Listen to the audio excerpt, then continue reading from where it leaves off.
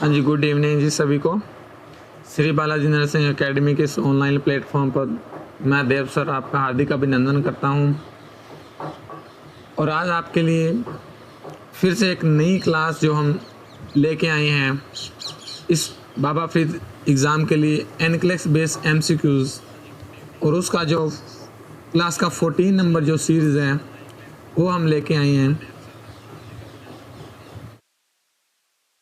तो class join करने से पहले आप इस क्लास को लाइक कीजिएगा, इस क्लास को शेयर कीजिएगा और इस क्लास को सब्सक्राइब कीजिएगा और बेल आइकन को प्रेस कीजिएगा ताकि सभी को इस क्लास के नोटिफिकेशन के बारे में पता चले। गुड इवनिंग सभी को, वेरी गुड इवनिंग। जल्दी से इस क्लास को ज्वाइन कीजिएगा।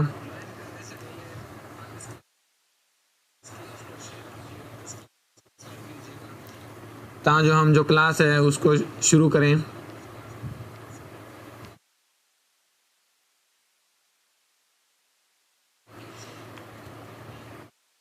और हम उम्मीद करते हैं कि इस आप एमसीक्यू सेशन का जो बेनिफिट है वो इस एग्ज़ाम पर आपको ज़रूर मिलेगा। तो इस क्लास को लाइक कीजिएगा, शेयर कीजिएगा, सब्सक्राइब कीजिएगा और बेल आइकन को प्रेस करना ना भूलें और क्लास को लाइक करना ना भूलें।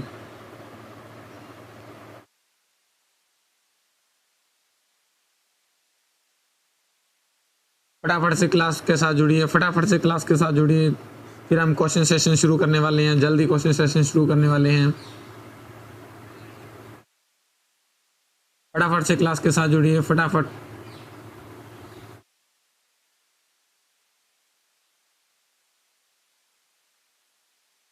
और हम सेशन शुरू करने वाले हैं। ये रहा आज का आपका जो क्वेश्चन, ये जो स्क्रीन पर आपका क्वेश्चन शो हो रहा है, ये जो आपका आज का क्वेश्चन है, ये जो स्क्रीन पर क्वेश्चन शो हो रहा है, जल्दी से इस क्वेश्चन को देखिएगा।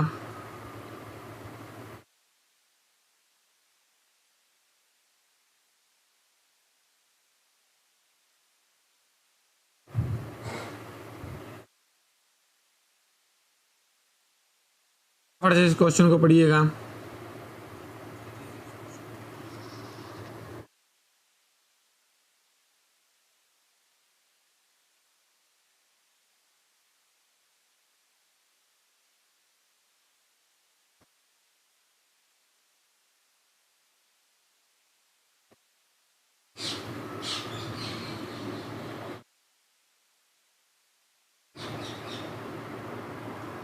जल्दी से इस क्वेश्चन को पढ़िएगा और इस क्वेश्चन को पढ़कर जल्दी से इसका आंसर कीजिएगा कि क्या इसका आंसर रहने वाला है।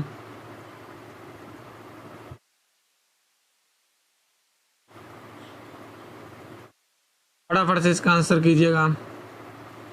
और ये जो आपकी स्क्रीन पर क्वेश्चन शो हो रहा है, इस क्वेश्चन को जल्दी से पढ़िएगा। सभी को वेरी गुड इवनिंग, सभी को वेरी गुड इवनिंग। तो ये देखो, ये क्वेश्चन क्या कह रहा है।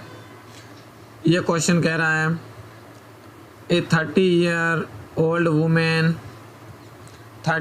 वुमेन ग्रेविडा उसका कितना है 4 और पैरा कितना उसका 4। तो कहने का मतलब है 4 टाइम वो प्रेग्नेंट हुई है और चारों टाइम उसका क्या हुआ है, डिलीवरी हुआ है। अरे क्या हुआ है, डिलीवरी हुआ है। Has given caesarean birth to a healthy term female neonate, और उसने क्या दिया है, फीमेल न्यूनेट को, हेल्दी न्यूनेट को क्या दिया है, बर्थ दिया है। Due to an abnormal fetal heart rate, और उसने जो बर्थ दिया है वो कैसा दिया है, अरे सिजेरियन सेक्शन के थ्रू दिया है। अरे कैसा दिया है, सिजेरियन सेक्शन के थ्रू दिया है। और सिजेरियन सेक्शन के थ्रू क्यों दिया है, उसका जो फिटल हार्ट रेट था वो कैसा था, abnormal fetal heart rate 8 hour postmortem, और उसको हम ट्रैकिंग कर रहे हैं 8 hour postmortem. The nurse assessed the client Foley's catheter and observed that the client urine is slightly, और उसका जो यूरिन है वो कैसा है, अरे उसका यूरिन है, उसका यूरिन कैसा है, स्लाइटली रेड कलर है। तो उसका जो यूरिन है, अरे उसका जो यूरिन है वो कैसा है, स्लाइटली रेड कलर का है। कैसा है, रेड कलर का है। और उसके बाद क्या बोल रहा है,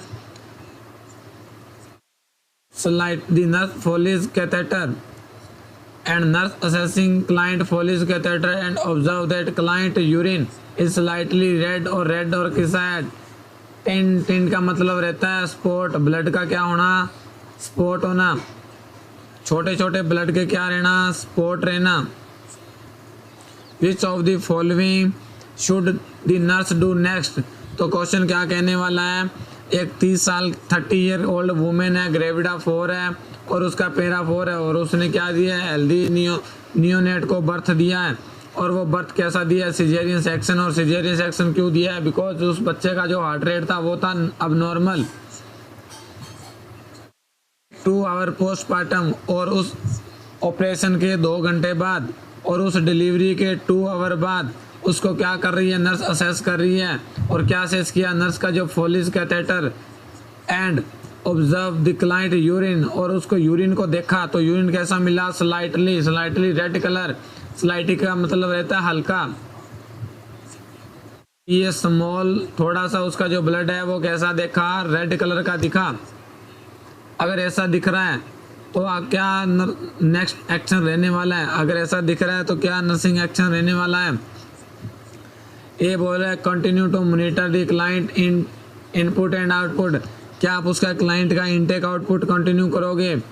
बी बोल रहा है palpate the client fundus gently every 15 minute, क्या आप क्लाइंट का जो फंडस है वो एवरी 15 मिनट पालपेट करोगे।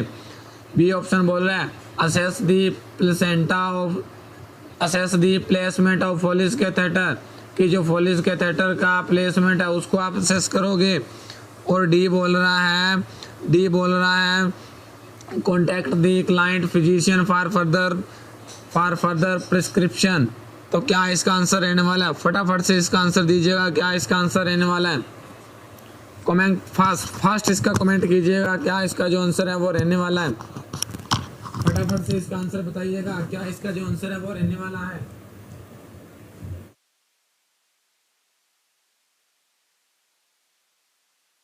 जल्दी से इसका आंसर डालिएगा, क्या इसका जो आंसर है वो राइट रहने वाला है।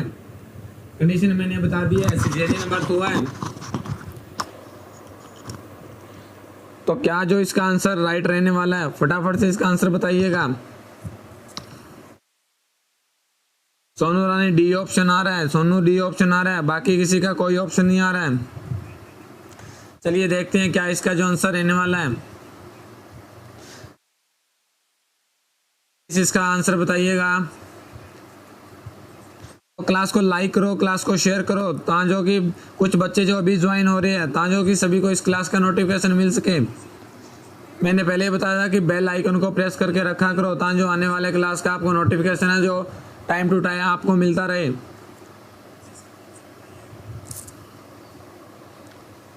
जल्दी से जो इसका आंसर दीजिएगा, जल्दी से इसका आंसर दीजिएगा।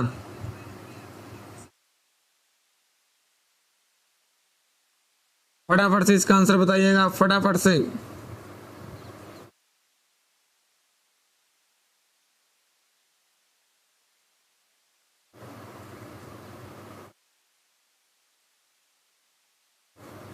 फटाफट से इसका आंसर बताइएगा, फटाफट।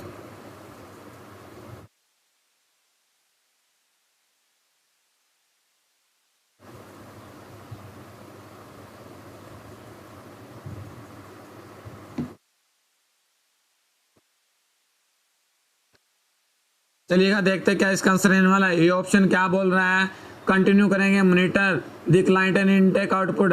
देखो कंटिन्यू तो करते हैं, बट यहाँ पे कंडीशन कैसा है, अरे यहाँ पर कंडीशन कैसा है, एक तो उसका क्या हुआ है, सिजेरियन सेक्शन हुआ है, कैसा हुआ है, सिजेरियन सेक्शन हुआ है। और दूसरा क्या बोल रहा है, उसका जो यूरिनरी ब्लैडर है, अरे उसका जो यूरिनरी ब्लैडर है और यूरिनरी ब्लैडर से क्या निकलता है, यूरिन, अरे क्या आ रहा है, यूरिन, और उस यूरिन में क्या आ रहा है, ब्लड आ रहा है। इसका मतलब उसको हेमेचूरिया का कंडीशन है। वेरी गुड इवनिंग सभी को, वेरी गुड इवनिंग। इसका मतलब उसको क्या है, हेमेचूरिया का कंडीशन है। अरे उसको क्या है, हेमेचूरिया का कंडीशन है, उसके यूरिन में ब्लड आ रहा है। तो यहाँ पे continue monitor the client input and output है, तो यहाँ पे जो आपका फर्स्ट प्रायोरिटी ये बिल्कुल नहीं रहने वाला है, बिकॉज यहाँ पे कंडीशन क्या आ रही है, उसको क्या आ रहा है, स्लाइटली रेड इन ब्लड आ रहा है। और इसका मतलब ये ब्लड कहाँ से आ रहा है, उसके यूरिनरी ब्लैडर से आ रहा है। अरे कहाँ से आ रहा है, उसके यूरिनरी ब्लैडर से आ रहा है। दूसरा बोल रहा है पालपेट डिक्लाइंड फंडस, फंडस को पालपेट करने की जरूरत नहीं है, बिकॉज देखो ये जो आपका यूरिनरी ब्लैडर है, अरे ये आपका जो यूरिनरी ब्लैडर है और इस यूरिनरी ब्लैडर के बीच में आपका कौन रहता है, यूट्रस। इस यूरिनरी ब्लैडर और रेक्टम, एंटीरियर आपका यूरिनरी ब्लैडर होता है, मिडल में आपका कौन होता है, अरे मिडल में होता है आपका यूट्रस। कौन होता है, यूट्रस। और पोस्टीरियर की अगर बात करें तो वहाँ कौन होता है, रेक्टम। तो वहाँ कौन होता है, रेक्टम। इसलिए यूट्रस का जो ब्लड है वो आपके ब्लैडर में नहीं आ सकता, कभी भी नहीं आ सकता। क्लियर। अगर आ रहा है तो इसका मतलब इनके बीच में अब नॉर्मल फिस्टुला प्रेजेंट है, तो इसलिए हमें फंडस को पालपेट करने का ज़रूरत नहीं है। फंडस पालपेट तब करते हैं 15 मिनट जब आपका यूट्रस कैसा हो, एटोनिक हो। अरे आपका यूट्रस कैसा हो, एटोनिक हो। सी बोल रहा है assess the placement of Foley's catheter, Foley's catheter की प्लेसमेंट करने का ज़रूरत नहीं है, बिकॉज यहाँ पे क्या है, अरे फोलिस हमने क्यों डाला था, फोलिस डाला था सिजेरियन सेक्शन के लिए। तो ये फोलिस जो डालते हैं हम सिजेरियन सेक्शन से प्रायर डालते हैं। अरे कैसा डालते हैं, प्रायर डालते हैं। तो जब हमने प्रायर डाला तो इसका मतलब फोलिस, जब हम किसी के कैथराइजेशन करते हैं, जब भी हम किसी के कैथेटर इंसर्ट करते हैं, तो इस कैथेटर इंसर्ट करने का एक्यूरेट हमें कैसा, एक्यूरेसी कैसे रहती है, अरे एक्यूरेसी कैसे पता लगती है कि उस के अंदर क्या आ गया है, आउटपुट आ गया है, उस यूरो बैग के अंदर क्या आ गया है, यूरिन आ गया है। इसका मतलब उस टाइम हमने ऑब्जर्व किया था तो उस टाइम वहाँ पर कोई भी ब्लड नहीं मिला था। तो इसलिए ये हम बात, ये फोलिस कैथेटर है उसकी एसेस को, उसकी प्लेसमेंट को एसेस नहीं करेंगे। क्लियर। और ये जो कंडीशन है, इस कंडीशन में हम इमीडिएट हेल्थ केयर प्रोवाइडर को क्या करेंगे, इन्फॉर्म करेंगे। तो यहाँ पे जो ऑप्शन रहने वाला है राइट वो रहने वाला आपका डी, कि अगर ऐसा कंडीशन मिल रहा है तो हमने क्या करना है, इमीडिएट फिजिशियन को क्या करना है, इन्फॉर्म करना है कि इसको क्या आ रहा है, ब्लड आ रहा है, यूरिन में क्या आ रहा है, ब्लड आ रहा है। नॉर्मल, चाहे आपका सिजेरियन सेक्शन है, चाहे आपका कुछ भी है, वहाँ पर कभी भी यूरिन में ब्लड नहीं आता। अरे कभी भी यूरिन में ब्लड नहीं आता। अगर आपका ब्लेडर है, अरे अगर आपका क्या है, ब्लेडर है, अब यूरिन में ब्लड आने का मतलब है कि उसका क्या किया हमने, सिजेरियन सेक्शन किया। हमने क्या किया, सिजेरियन सेक्शन, और उसका यूरिनरी ब्लैडर है, अरे वो यूरिनरी ब्लैडर है वो क्या हो गया, कट हो गया बाय मिस्टेक। अरे बाय मिस्टेक जो इंसिजन है वो कहाँ चला गया है, यूरिनरी ब्लैडर में चला गया है। अगर ऐसा कंडीशन रहता है तभी भी वहाँ पे क्या रहता है, अरे तभी यूरिन में ब्लड आएगा, अदरवाइज ब्लड नहीं आएगा। क्लियर। अदरवाइज ब्लड नहीं आएगा। तो ये था आपका राइट ऑप्शन, और राइट ऑप्शन कौन है, डी ऑप्शन। चलिए नेक्स्ट क्वेश्चन की तरफ। नेक्स्ट क्वेश्चन पढ़िएगा, नेक्स्ट क्वेश्चन पढ़िएगा क्या कहने वाला है नेक्स्ट क्वेश्चन।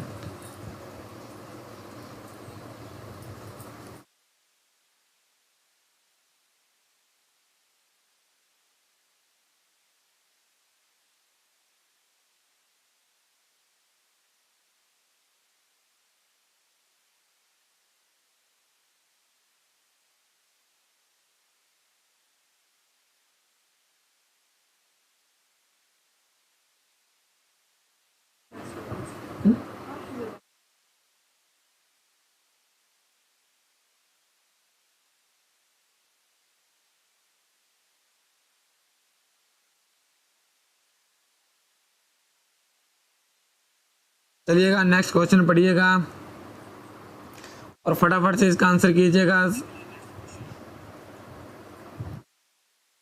तो नेक्स्ट क्वेश्चन क्या बोलने वाला है, जल्दी से नेक्स्ट क्वेश्चन को पढ़िएगा और क्या नेक्स्ट क्वेश्चन आपका बोलने वाला है।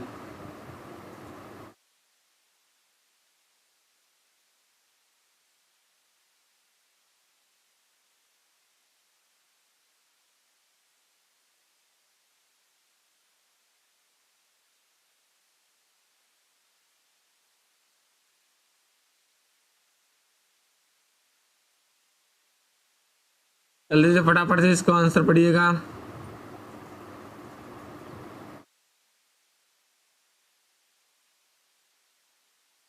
चलो पढ़ते हैं नेक्स्ट क्वेश्चन।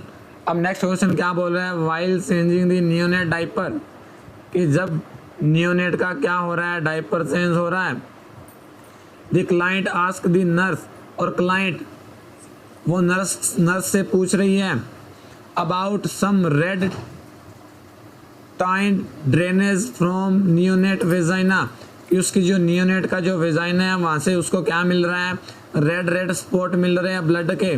अरे नियोनेट के वेजाइना से क्या मिल रहा है, स्पॉट मिल रहे हैं ब्लड के।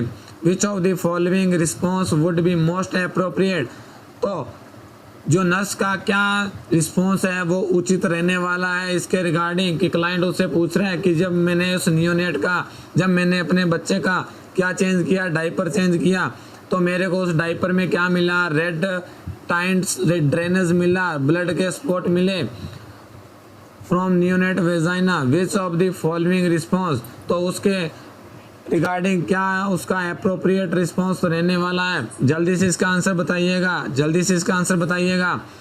ऑप्शन ए बोल रहा है it's no concern because it's such a small amount, क्या ये एक स्मॉल अमाउंट में है, इसमें कोई चिंता करने की बात नहीं है। बी ऑप्शन बोल रहा है the cause is usually related to swallowing blood during birth, क्या बच्चा है जो ब्लड को बर्थ के टाइम स्वॉलो कर लेता है, अरे बच्चा स्वॉलो कर लेता है ड्यूरिंग बर्थ, क्या इसके कारण आता है। तो बच्चा जब भी स्वॉलो करता है तो बच्चे का ब्लड कहाँ आना चाहिए, अरे कहाँ आना चाहिए, उसके माउथ में आना चाहिए, ना कि उसके थ्रू रिप्रोडक्टिव ऑर्गन। तो ये ऑप्शन तो आपका रॉन्ग रहने वाला है। और सी ऑप्शन के क्या बोल रहा है, some time baby girl have there this from hormone receive from the mother, क्या ये हार्मोन मदर से जो हार्मोन रिसीव होता है उसके कारण रहता है। और डी ऑप्शन बोल रहा है the vaginal spotting is caused by haemorrhagic disease of the newborn, क्या ये हेमरेजिक डिजीज होता है न्यूबॉर्न, क्या हेमरेजिक डिजीज होता है न्यूबॉर्न। तो फटाफट से इसका आंसर बताइएगा, क्या इसका जो आंसर है वो अप्रोप्रिएट रहने वाला है। तो आइए देखते हैं इसका जो आंसर है वो क्या अप्रोप्रिएट रहने वाला है। ए ऑप्शन क्या बोल रहा है, it is no concern because it's small amount, क्या ये जो ब्लड है इसकी कोई चिंता करने की बात नहीं है बिकॉज ये स्मॉल अमाउंट में है। अरे बिल्कुल ये रॉन्ग ऑप्शन है, अरे बिल्कुल ये रॉन्ग ऑप्शन है। ये हमने नहीं बताना कि इट्स नॉट, हमने उसको अप्रोप्रिएट आंसर बताना है कि ये जो हो रहा है ये क्यों हो रहा है।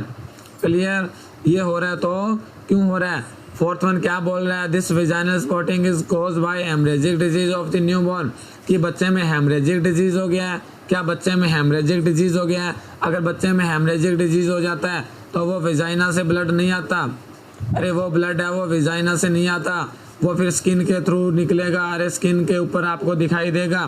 क्लियर, तो ये भी आपका रॉन्ग रहने वाला है। अब राइट ऑप्शन कौन आ गया, ये देखो, some time baby girl have this from hormone receive from mother.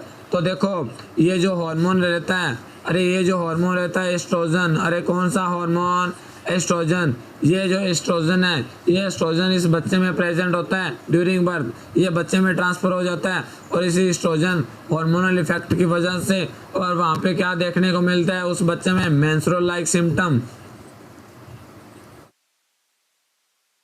मिलता है, मेंस्ट्रुअल लाइक सिम्टम देखने को मिलता है। क्या देखने को मिलता है, मेंस्ट्रुअल लाइक सिम्टम देखने को मिलता है।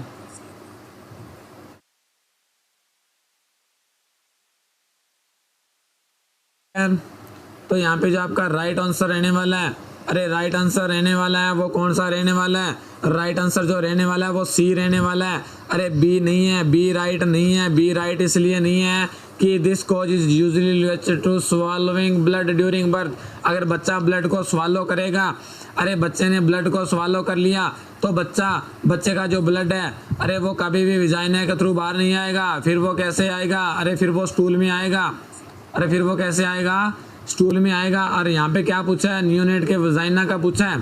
अरे ड्रेनेज हो रहा है और वो ड्रेनेज कहाँ से हो रहा है, नियोनेट के विजाइना से हो रहा है, ये पूछा है यहाँ पर। और आपको पता होगा कि बच्चे में जब भी आफ्टर बर्थ है, after birth menstrual like symptom देखने को मिलता है, और वो क्यों देखने को मिलता है, due to hormonal effect, due to hormonal, ये जो मेटरनल एस्ट्रोजन रहता है, ये जो मेटरनल हार्मोन है, ये जो मेटरनल हार्मोन है, ये मेटरनल हार्मोन बच्चे में क्या हो जाता है, ट्रांसफ़र। और बच्चे में जब ट्रांसफ़र हो जाएगा तो इस बच्चे में क्या देखने को मिलेगा, इस हार्मोन का इफेक्ट देखने को मिलेगा और इसमें कोई भी कंसर्न वाली बात नहीं है। ये टाइम पर अपने आप फेड हो जाता है, फेड विद टाइम, टाइम ये अपने आप क्या हो जाता है, फेड विद टाइम, ये टाइम के साथ क्या हो जाता है, फेड हो जाता है। क्लियर, अरे फेड हो जाता है टाइम के साथ।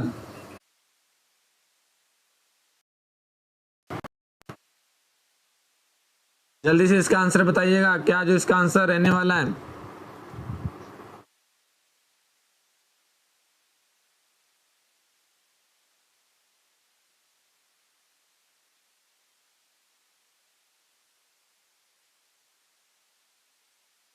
माफ़ी चाहती है सभी बच्चों से, थोड़ा सा 30 सेकंड के लिए टेक्निकल प्रॉब्लम आ गया था, उसकी वजह से क्लास थोड़ा सा आपका बफरिंग देखने को मिला था और क्लास फिर से शुरू हो गया है। तो देखिएगा क्वेश्चन क्या बोल रहा है। अरे क्वेश्चन बोल रहा है 4 आवर आफ्टर सिजेरियन बर्थ, क्या बोल रहा है, 4 आवर आफ्टर सिजेरियन बर्थ, यहाँ पे सिजेरियन बर्थ है ऑफ नियोनेट, वेट उसका कितना है, अरे वेट कितना है 400 ग्राम, या आपको दे रखा है 8 LBS, क्या दे रखा है LBS, LBS का मतलब होता है पाउंड्स, क्या मतलब होता है पाउंड्स, और 1 पाउंड इज इक्वल टू कितना होता है, अरे कितना होता है 452 ग्राम। एग्जामिनर 450 ग्राम दे देता है। क्लियर, तो एग्जैक्ट अगर पूछे तो 452 ग्राम रहता है। अब यहाँ पे क्या पूछ रहे हैं, the primary parents client ask, और प्राइमरी पेरेंट्स क्लाइंट पूछ रहा है if I get pregnant again, कि मैं अगर अगेन प्रेग्नेंट होती हूँ, will I need to have caesarean, तो क्या मुझे सिजेरियन सेक्शन का जरूरत रहेगा। When responding to the client, the nurse should base the response to the client about vaginal birth after cesarean, और नर्स उसके रिस्पॉन्डिंग में उसको क्या आंसर दे रहा है, when responding to the client, कि जब वो क्लाइंट को रिस्पॉन्ड कर रही है, the nurse should base the response, तो कौन से रिस्पॉन्स को वो बेस पर रखेगी, the client about vaginal birth after caesarean section on which of the following, on which of the following, which of the following, तो कौन सा यहाँ पे राइट आंसर रहने वाला है। जल्दी से इसका आंसर कमेंट बॉक्स में डालिएगा, फटाफट से इसका आंसर बताइएगा क्या आंसर रहने वाला है।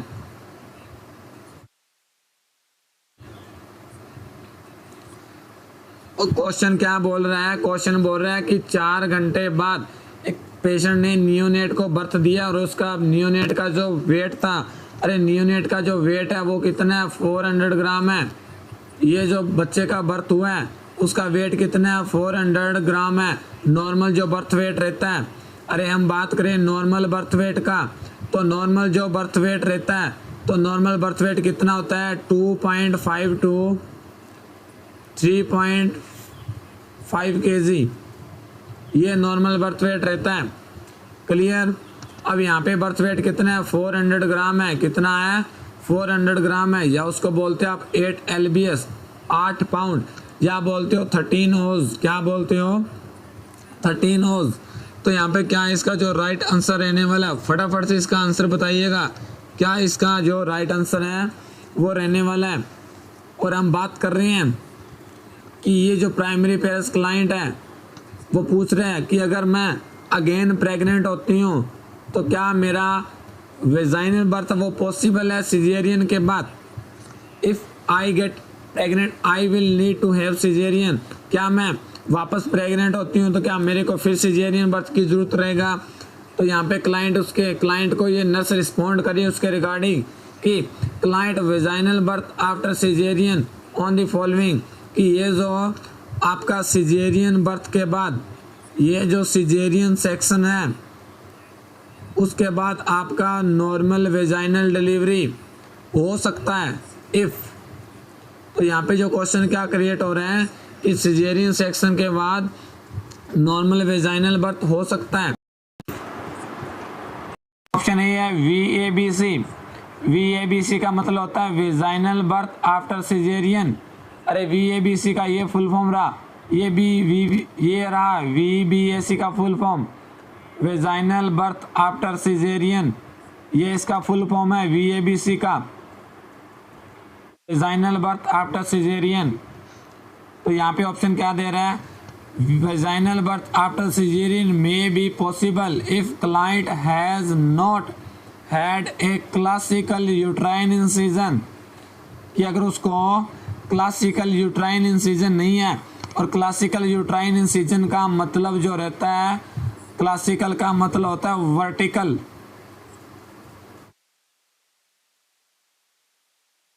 क्लासिकल का मतलब होता है वर्टिकल। क्या सिजेरियन सेक्शन पॉसिबल है अगर उस क्लाइंट को क्या नहीं है, अरे क्या नहीं है, क्लासिकल यूट्राइन इंसिजन नहीं है।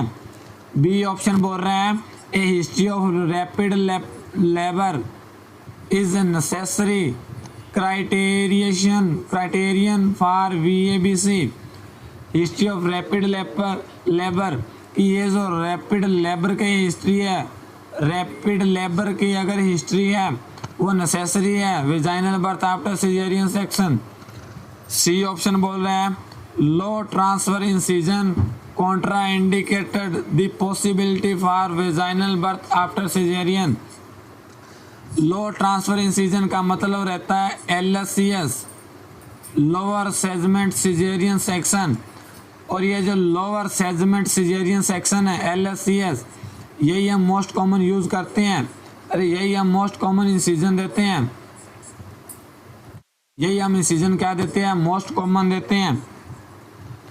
और डी बोल रहा है vaginal birth after caesarean is not possible because neonate was large for gestational age. ये कोई क्राइटेरिया नहीं है कि not possible because neonate was large for gestational age, कि न्यूनेट की जो गेस्टेशनल एज है वो लार्ज है, तो गेस्टेशनल एज का इस पे कोई वो नहीं है, large for gestational age is not criteria. क्या इसका राइट आंसर रहने वाला है, जल्दी से इसका फटाफट से इसका आंसर बताइएगा, क्या इसका आंसर रहने वाला है, फटाफट से आंसर बताइएगा।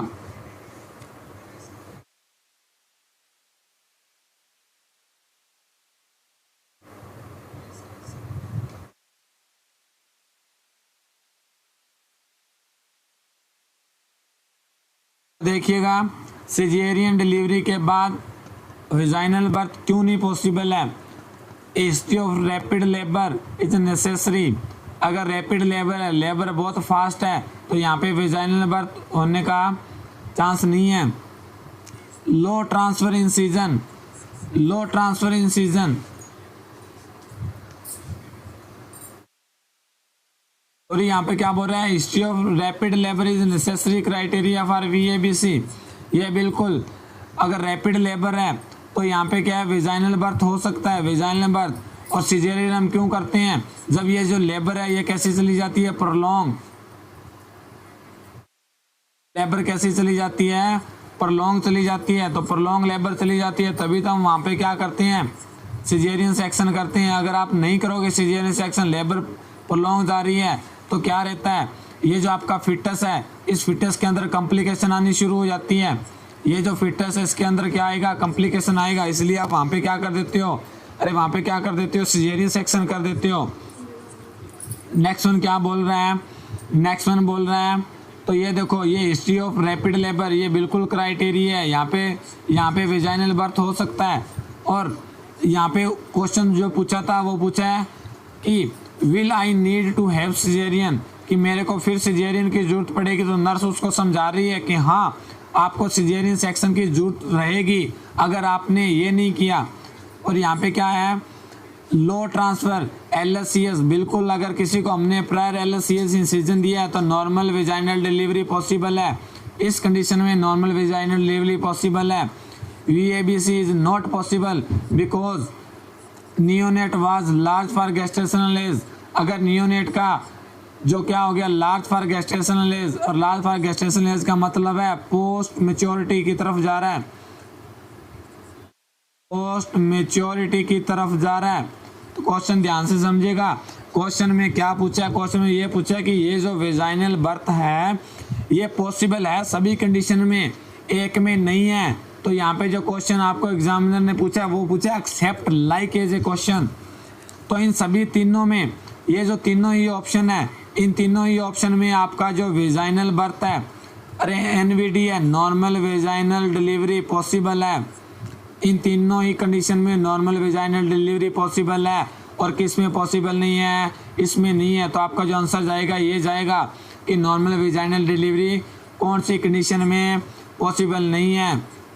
तो nurse should base response client about vaginal but after caesarean on which of the following. और यही हमने बताना है कि vaginal birth after is may be possible if client has not had classical uterine incision. अगर उसको क्लासिकल यूट्राइन इंसिजन नहीं है तो यहाँ पे क्या है, पॉसिबल है। अगर क्लासिकल यूट्राइन इंसिजन दिया हुआ है तो यहाँ पर है पॉसिबल नहीं है। तो आपका जो राइट आंसर रहेगा वो ए रहेगा। चलिए नेक्स्ट क्वेश्चन की तरफ, और नेक्स्ट क्वेश्चन पढ़िएगा। और नेक्स्ट क्वेश्चन को पढ़ने से पहले इसको जितना हो सके उतनी बार इसके ऊपर VVIMP लिख दो, VVIMP लिख दो। और VVIMP क्यों लिखना है, बिकॉज इस क्वेश्चन को आप जितना ही करो उतना ही इम्पोर्टेंट है। वेरी वेरी इंपॉर्टेंट क्वेश्चन ये आपका रहने वाला है। ये क्वेश्चन आपका वेरी वेरी इंपॉर्टेंट रहने वाला है। और ये क्या बोल रहा है, ए प्राइमरी पेरेंट्स क्लाइंट वो अंडरवेंट सिजेरियन बर्थ 30 मिनट एगो टू रिसीव RHOD इम्यूनोग्लोबुलिन, जिसको हम रोगाम डी बोलते हैं। The nurse should administer the medication with in which of the following time frame. तो देखिए यहाँ पे जो क्वेश्चन पूछ रहा है वो क्या पूछ रहा है, एंटी-डी इम्यूनोग्लोबुलिन। क्या पूछ रहा है, एंटी-डी इम्यूनोग्लोबुलिन,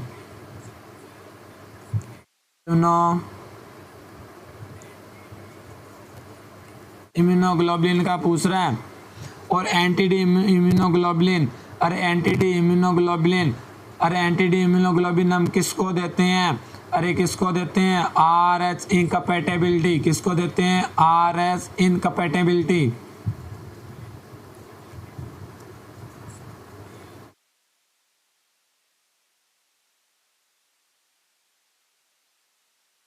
इसको देते हैं RH इनकम्पैटिबिलिटी। और ये जो RH इनकम्पैटिबिलिटी होता है, RH इनकम्पैटिबिलिटी का मतलब क्या होता है, अरे क्या होता है RH इनकम्पैटिबिलिटी का मतलब, फटाफट से इसका आंसर बताइएगा कि RH इनकम्पैटिबिलिटी क्या होता है। तो RH इनकम्पैटिबिलिटी का मतलब रहता है, तो देखो इसमें क्या रहता है, इसमें रहता है कि ये देखो हम बात करें RH इनकम्पैटिबिलिटी, यहाँ आपका कौन है, फिटस,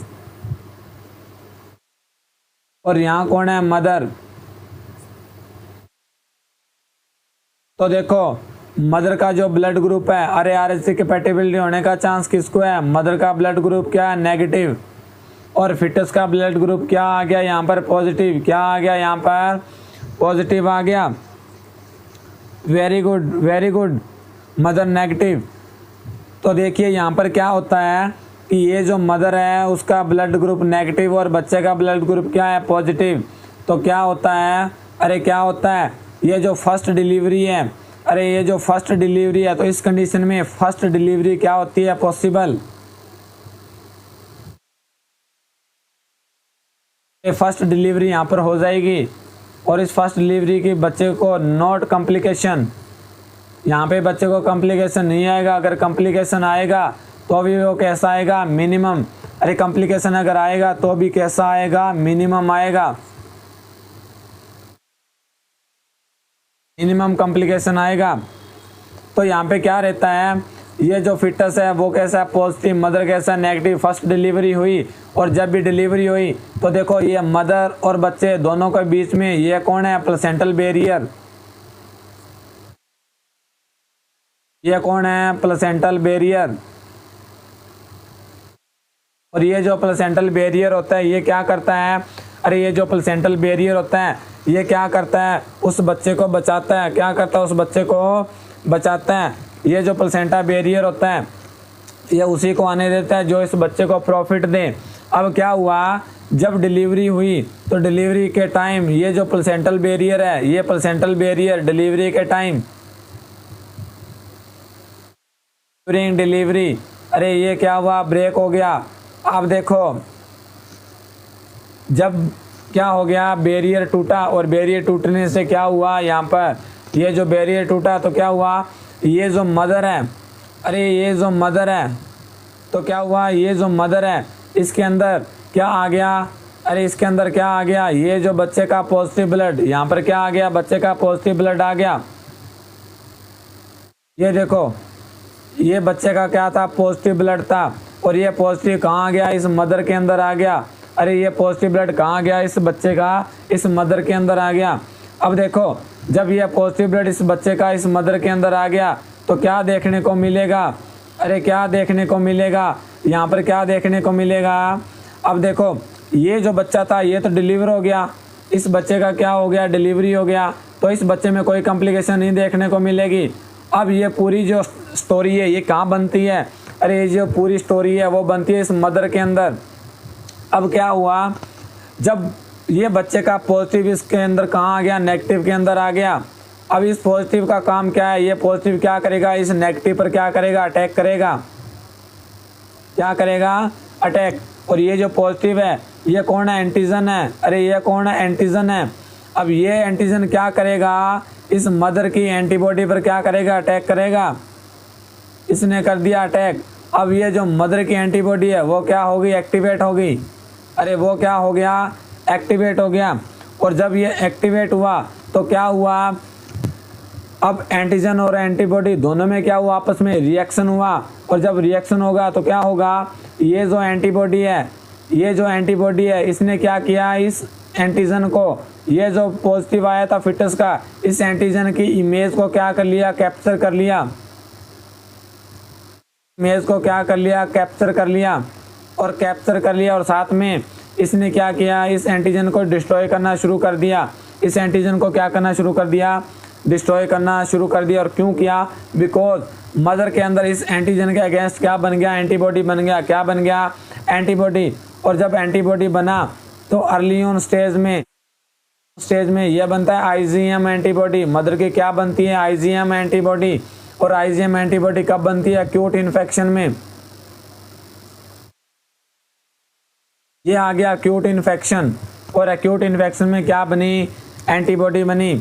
अब देखो कौन सी एंटीबॉडी, आईजीएम। अब क्या हुआ, अब ये जो पूरा खेल था ये किसके अंदर चला, एक मदर के अंदर चला। और मदर के अंदर खेल चलने के बाद अब नेक्स्ट क्या देखने को मिलेगा, अब देखने को मिलेगा ये मदर सेकंड टाइम क्या हुई, प्रेग्नेंट। अरे सेकंड टाइम क्या हुई, प्रेग्नेंट। अब मदर सेकंड टाइम प्रेग्नेंट हुई तो क्या हुआ, अगेन उस जो बच्चा है, अगेन उस बच्चे का जो ब्लड है वो क्या आ गया, पॉजिटिव। और अगेन उस बच्चे का ब्लड क्या आ गया, पॉजिटिव आ गया। अब पॉजिटिव ब्लड आने के बाद क्या हुआ, ये जो मदर है इस मदर में आईजीएम था, और मदर क्या हुआ, अगेन प्रेग्नेंट हुई तो टाइम लगा। तो एक्यूट के बाद कौन सा आ गया, क्रोनिक। अरे एक्यूट के बाद क्या आ गई, क्रोनिक स्टेज आ गई। और क्रोनिक स्टेज में क्या बना, आईजीजी। अरे क्या बना, आईजीजी। और विच antibody can cross placenta, IgG क्या करेगी, प्लेसेंटा को क्रॉस करेगी। और ये जो आईजीजी है, ये जो आईजीजी है, ओनली आईजीजी एंटीबॉडी रहती है जो क्या करती है, प्लेसेंटा को क्रॉस करती है। इसने कर दिया प्लेसेंटा को क्रॉस। और प्लेसेंटा को जब इसने क्रॉस किया तो क्या देखने को मिला, अरे क्या देखने को मिला, इसने प्लेसेंटा को क्रॉस करके क्या कर दिया, इसने क्या किया, ये जो फिटस की आरबीसी थी, अरे ये जो फिटस का आरबीसी था उस फिटस की आरबीसी को इसने क्या करना शुरू कर दिया, डिस्ट्रॉय करना शुरू कर दिया। और इसी प्रक्रिया को हम क्या बोलते हैं, आरएचए इनकम्पैटिबिलिटी। क्या बोलते हैं, आरएचए इनकम्पैटिबिलिटी। अरे आया समझ में पूरी कहानी।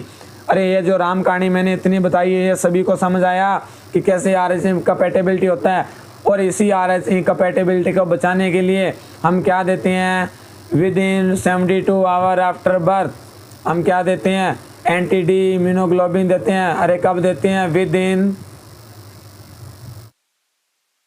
72 आवर आफ्टर बर्थ। ये आफ्टर बर्थ के विद इन 72 आवर में हम क्या देते हैं, एंटी डी। और इस एंटी डी का कितना डोज रहता है, 300 यूनिट। अरे कितना रहता है, 300 यूनिट हम देते हैं। और रूट कैसा रहता है, आईएम रहता है। और यहाँ पे एग्जामिनर आपको कंफ्यूज करता है, ये जो हम एंटिटी देते हैं ये मदर को देना है, अरे किसको देना है, मदर को देना है। आपको वहाँ पे एग्जाम में ऑप्शन मिलेगा मदर को देना है, और दूसरा ऑप्शन मिलेगा कि ये जो एंटिटी दे रहे हो ये उस न्यू बॉर्न को देना है। तो ये ध्यान से सुन लो, ये कभी भी न्यू बॉर्न को नहीं देते, ये हमने मदर को देना है। बच्चे का तो बर्थ हो गया, अब ये जो पूरा प्रोसेस है ये मदर के अंदर चलता है, इसलिए जो हमें एंटी-डी इम्यूनोग्लोबिन है ये मदर में देते हैं। और कितना डोज देते हैं, 300 यूनिट देते हैं, या अगर पूछे तो 1500 इंटरनेशनल यूनिट, या पूछे तो 1500 इंटरनेशनल यूनिट। और कब देते हैं, विद इन 72 आवर, कब देते हैं, बर्थ के विद इन 72 आवर। उसके बाद अगर कई बार एग्जाम में सेकंड पूछे तो सेकंड देते हैं 28 weeks of gestational age, 28 week of gestational age पर हम सेकंड देते हैं। इफ अगेन प्रेग्नेंट, जब मदर प्रेग्नेंट होती है, मदर अगेन प्रेग्नेंट होती है तो उसके से 28 वीक पर हम देते हैं second dose. But most common जो अगर आपको पूछे इफेक्टिव तो that is within 72 hour. और क्यों देते हैं, RSA कंपैटिबिलिटी को प्रिवेंट करने के लिए। क्लियर, अरे क्लियर है। अगर आप नहीं दोगे तो मदर के अंदर फिर क्या बनेगा, IgM बनेगा, IgG बनेगा, प्लेसेंटा को क्रॉस करेगा, फिटस की कैपरी को डैमेज करेगा। अरे आई बात समझे में सभी को। चलिए नेक्स्ट क्वेश्चन की तरफ। चलो नेक्स्ट क्वेश्चन पढ़िएगा, फटाफट से नेक्स्ट क्वेश्चन पढ़िएगा और इस क्वेश्चन का आंसर दीजिएगा। ये इंपॉर्टेंट क्वेश्चन है और ये भी इंपॉर्टेंट क्वेश्चन है। इस क्वेश्चन को पढ़िएगा और क्या जो इसका आंसर है वो रहने वाला है, फटाफट से इसका जवाब दीजिएगा। क्या इसका जो आंसर है वो रहने वाला है। चलिएगा नेक्स्ट क्वेश्चन की तरफ कि नेक्स्ट क्वेश्चन आपका क्या कहने वाला है, फटाफट से इसका आंसर दीजिएगा। क्या जो आपका नेक्स्ट क्वेश्चन है वो कहने वाला है।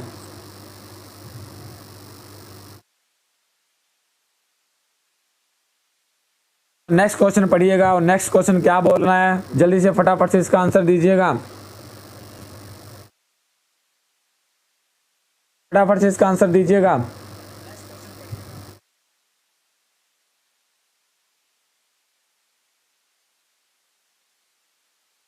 तो ये क्या बोल रहा है, ये बोल रहा है while nurse is caring for a primary parents client with CPD 4 hours after cesarean birth, the client requests assistance in breastfeeding to promote maximum maternal comfort.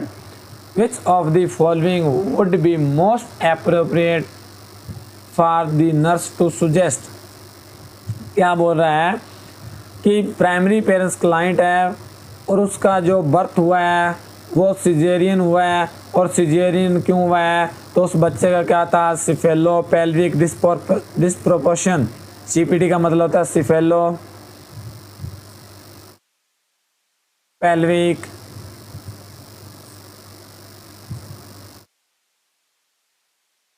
Disproportion.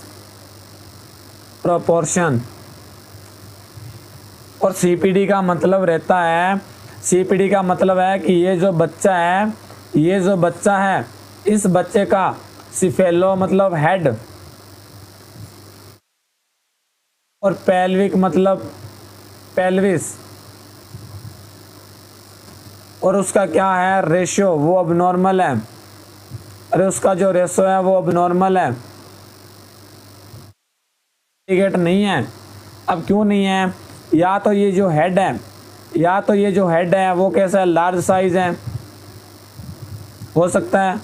और या जो क्या ये जो पेल्विस है, इस पेल्विस का जो साइज है वो स्मॉल है।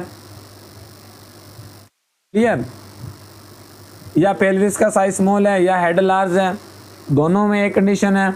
अब इसको क्या करवाना है, ब्रेस्ट फीड करवाना है। और वो ब्रेस्ट फीड किसने करवाना है, अरे वो ब्रेस्ट फीड कौन करवा रही है, वो ब्रेस्ट फीड करवा रही है 4 hour after birth.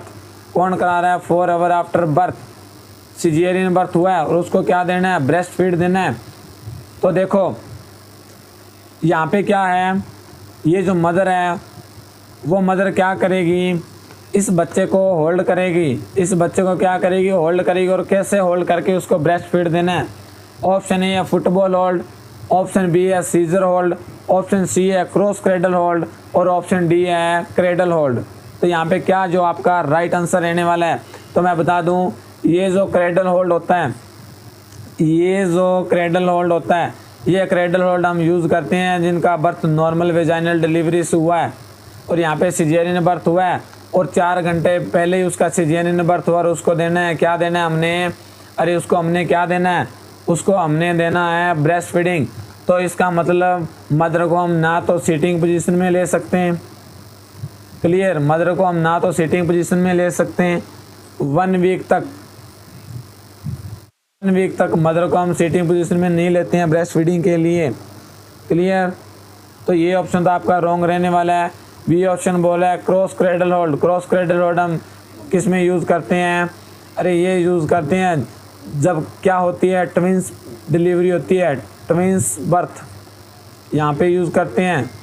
Scissor hold, scissor hold कोई भी पोजीशन नहीं होता, अरे सीजर होल्ड कोई भी पोजीशन है नहीं होता। ऑप्शन क्या आ गया, फुटबॉल होल्ड, अरे ऑप्शन क्या आ गया, फुटबॉल। और फुटबॉल का मतलब है बच्चे का जो हेड है उस हेड को हमने क्या करना है, होल्ड करना है 1 हैंड से, अरे होल्ड करना है 1 हैंड। मैंने आपको पढ़ाया था फुटबॉल होल्ड कि बच्चे का जो हेड है उस बच्चे का हेड को हम ऐसे होल्ड करते हैं। और होल्ड क्यों करना है, यहाँ पे सीपीडी है, सीपीडी का मतलब है बच्चे का हेड है उसको होल्ड करना है हैंड से। क्यों करना है, बिकॉज उसका हेड का साइज कैसा है, अरे हेड का साइज कैसा है, लार्ज है। तो यहाँ पे आपका राइट ऑप्शन जो रहने वाला है वो कौन सा रहने वाला है, फुटबॉल होल्ड। कौन सा रहने वाला है, फुटबॉल होल्ड रहने वाला है, क्लियर। चलिए नेक्स्ट क्वेश्चन की तरफ पढ़िएगा जल्दी से नेक्स्ट क्वेश्चन। और नेक्स्ट क्वेश्चन क्या बोल रहा है, नेक्स्ट क्वेश्चन बोल रहा है a multi parents client. Next question क्या बोल रहा है, multi parents multi gravid patient give birth vaginally 2 hour ago. 2 घंटे पहले उसने क्या दिया, बर्थ दिया। और कौन सा है, मल्टी ग्रेविड है। अरे कैसा मल्टी ग्रेविड है, मतलब मोर देन, क्लियर, मतलब मोर देन 1 टाइम उसने क्या दिया, बर्थ दिया, मोर देन 1 है।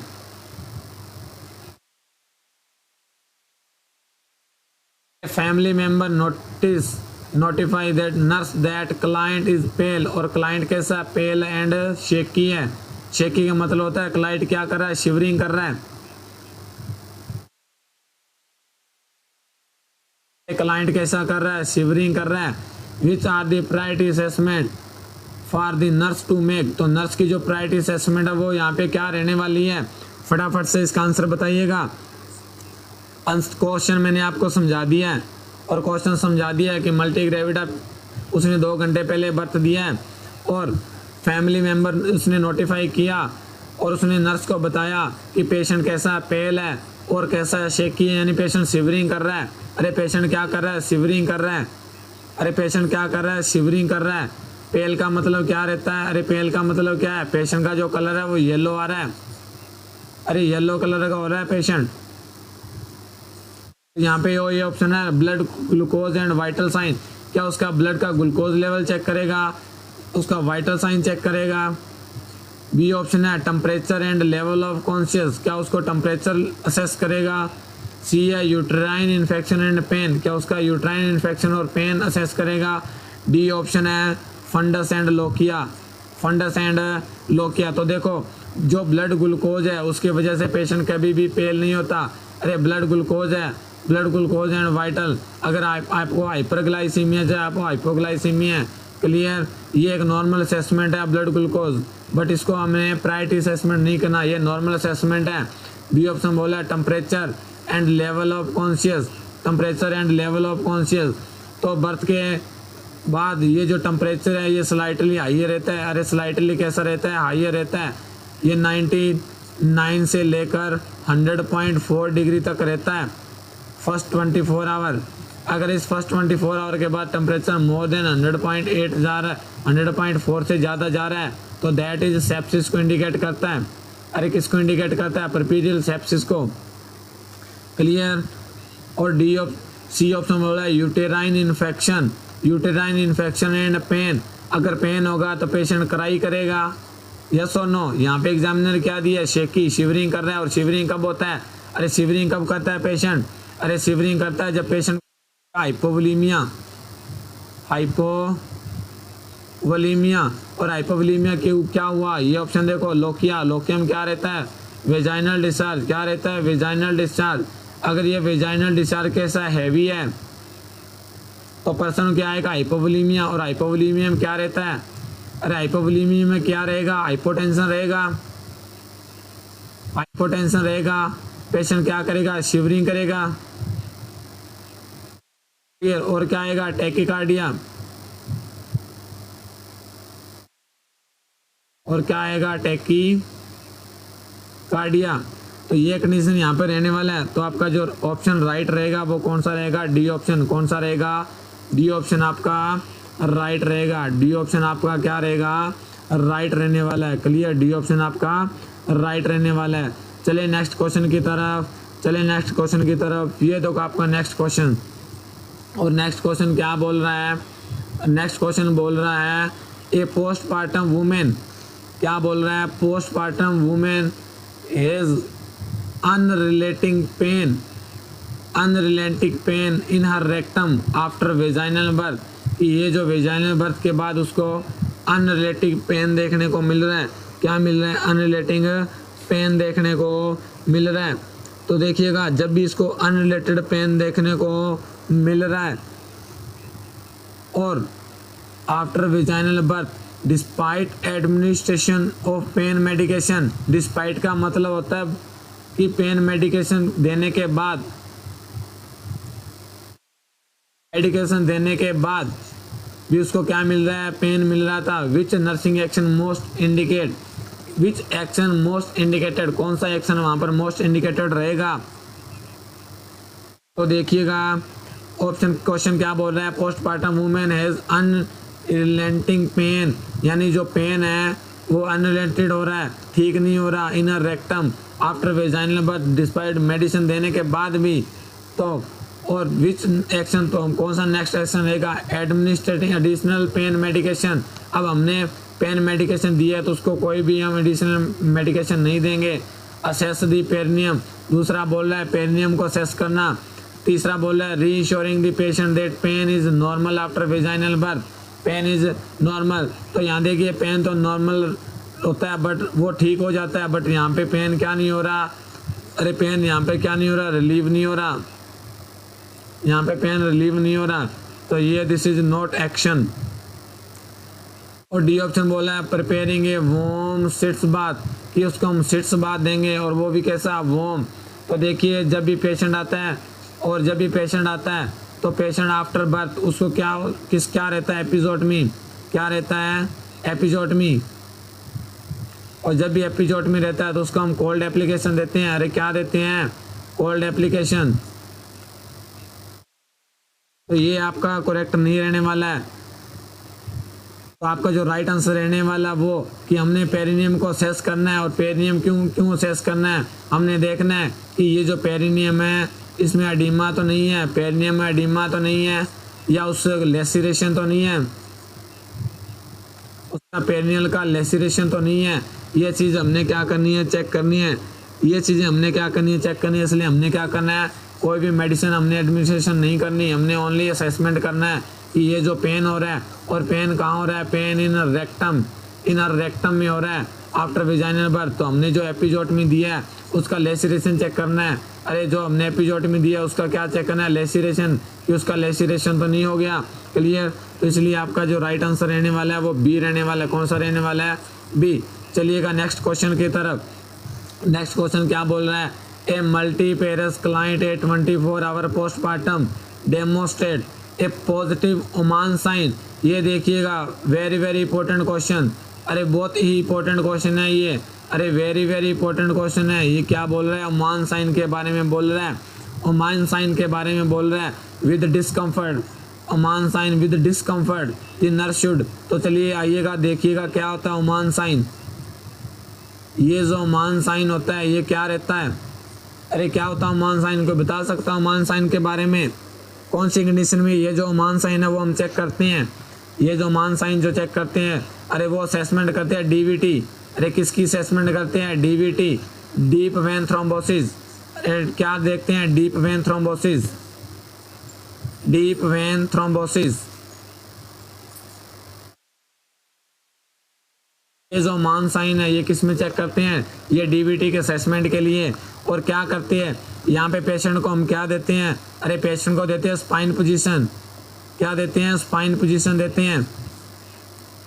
और स्पाइन पोजीशन देके उसकी जो लेग है, उसकी जो लेग है उसको क्या करते हैं, हम एक्सटेंशन करते हैं।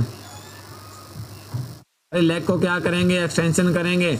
जब हम लेग को एक्सटेंड करेंगे तो क्या देखने को मिलेगा, अरे क्या देखने को मिलेगा, ये जो पेशेंट की काफ मसल है, अरे ये जो पेशेंट की काफ मसल है उसमें क्या देखने को मिलेगा, अरे क्या देखने को मिलेगा, पेन देखने को मिलेगा।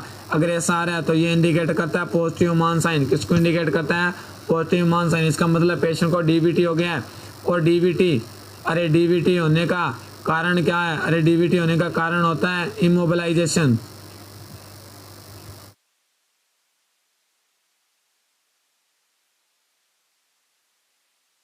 बेड पर पड़ा हुआ है, वो बिल्कुल ही मूवमेंट नहीं कर रहा, उसके कारण क्या देखने को मिलता है, ये डीवीटी होने का चांस रहता है।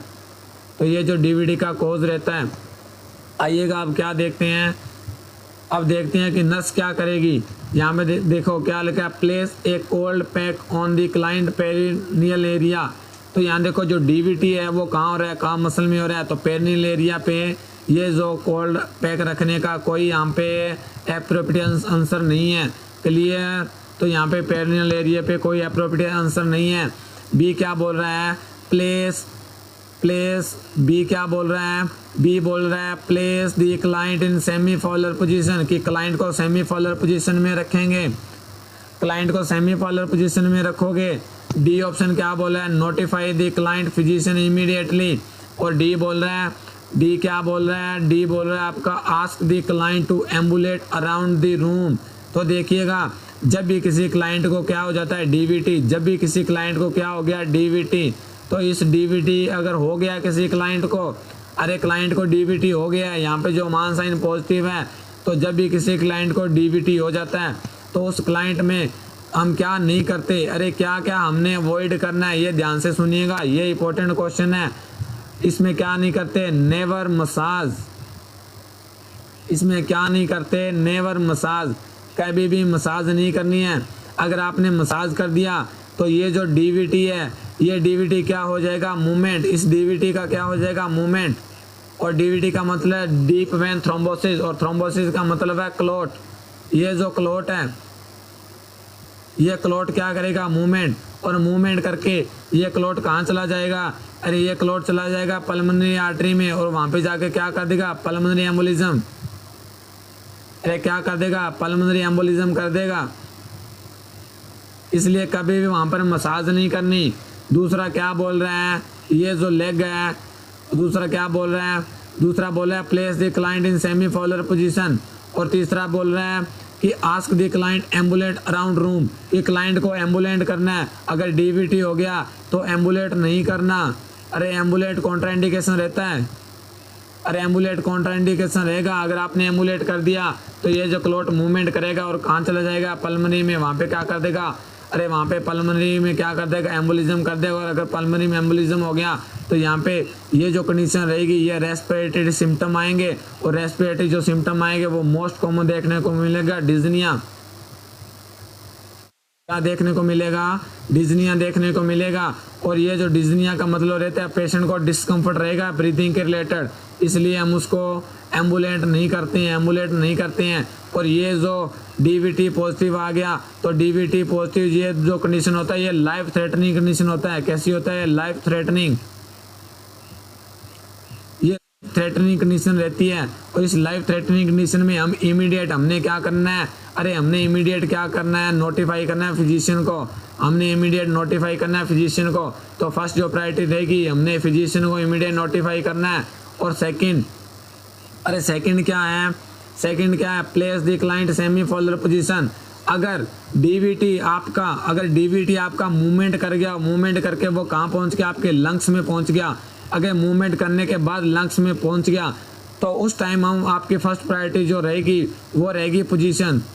क्लियर, यहाँ पे साइन कौन सा है, यहाँ पे ओनली एग्जामिनर क्या बोल रहा है कि ओनली पॉजिटिव आया है, उसने ये नहीं बताया कि जो डीवीटी है वो ट्रेवल कर गया है, उसने ओनली यही बताया है कि ये जो साइन है वो पॉजिटिव है। तो हमने डॉक्टर को नोटिफाई करना है कि इसको डीवीटी पॉजिटिव है। क्लियर, इसको डीवीटी क्या है, पॉजिटिव है। तो हमने ओनली क्या करना है, डॉक्टर को इन्फॉर्म करना है। अगर डीवीटी आपका लंग्स में चला गया और उस पेशेंट को क्या आ रही है, अरे पेशेंट को क्या आ रहा है, पेशेंट को आ रहा है डिज्निया। अगर पेशेंट को डिज्नी आ रहा है फिर हम सेमी फॉलर पोजीशन देंगे। ठीक है, यहाँ पे सेमी फॉलर लिखा है बट वैसे हम यहाँ पे हाई फॉलर देते हैं। यहाँ पे क्या देता है, हाई फॉलर। अगर डीवीटी आपका मूवमेंट किया है तो आप हाई फॉलर दोगे, अदरवाइज फर्स्ट प्रायोरिटी जो आपकी रहेगी वो क्या रहेगी, आपने क्या करना है, डॉक्टर को नोटिफाई करना है। क्लियर, डीवीटी अरे क्या करना है, नोटिफाई करना है। ओमान साइन आपका इंपॉर्टेंट है। ओमान साइन कैसे चेक करते हैं ये मैंने आपको बताया। और डीवीटी, और इसी डीवीटी अगर पॉजिटिव आ गया है तो हम उस पेशेंट को क्या नहीं करना, मसाज नहीं करना है, एम्बुलेट नहीं करना है। अगर आपने ऐसा कर दिया तो क्या देखने को मिलेगा, ये जो आपका डीवीटी है ये मूवमेंट करेगा और मूवमेंट करके ये कहाँ जाएगा, अरे वो ब्लड वेसल में जाएगा, हार्ट के पास जाएगा और लंग्स में चला गया, पल्मोनरी आर्टरी में। अगर पल्मोनरी आर्टरी में ये स्टक हो गया, बिकॉज ये जो ब्लड है सबसे पहले राइट एट्री में जाता है और राइट एट्री में जाने के बाद ये कहाँ जाता है, अरे ये कहाँ जाता है, ये जाता है राइट वेंट्रिकल और उसके बाद पल्मोनरी आर्टरी और लंग्स में। अगर वहाँ चला गया तो ये प्रॉब्लम कोज करेगा। क्लियर, ये डिज्नी हो जाएगा पेशेंट को, ये क्लोट है कहीं भी स्टक हो सकता है। क्लियर, तो इसलिए डीवीटी वाले पेशेंट का मैंने आपको मैनेजमेंट बताया कि कैसे आपने उसको प्रिवेंशन करना है। क्लियर, तो यह था आज का क्लास। उम्मीद करते हैं कि ये जो क्लास आपको अच्छा लगा होगा। अगर अच्छा लगा है तो इस क्लास को लाइक कीजिएगा, शेयर कीजिएगा और सब्सक्राइब कीजिएगा और बेल आइकन को प्रेस करना ना भूलें ताकि कि आने वाली क्लास का नोटिफिकेशन आपको टाइम पर मिलता रहे। तो आज के लिए इतना ही। Thank you so much. अगर किसी की क्वायरी है तो वो मेरे को जो व्हाट्सएप है उस व्हाट्सएप में पर्सनल मैसेज करके क्वायरी पूछ सकता है। आज के लिए इतना ही। Thank you so much.